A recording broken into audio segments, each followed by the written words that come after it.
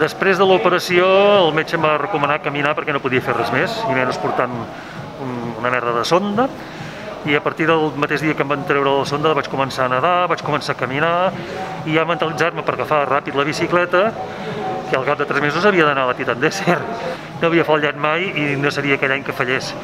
Llavors, això em va ajudar moltíssim, em va motivar moltíssim. Quan tothom deia, no, has d'estar 6 mesos sense tocar la bicicleta, no, jo al cap d'un mes i mig ja estava damunt de la bicicleta.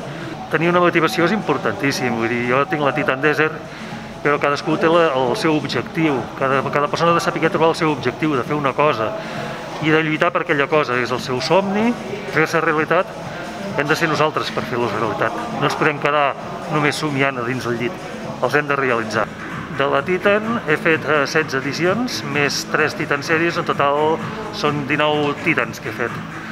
I el 2020, cert, el 2020, al gener vaig fer la Titan a Aràbia, entremig va haver-hi el Covid, el càncer, l'operació, i al novembre, contra tot pronòstic, vaig fer la Titan a Almeria.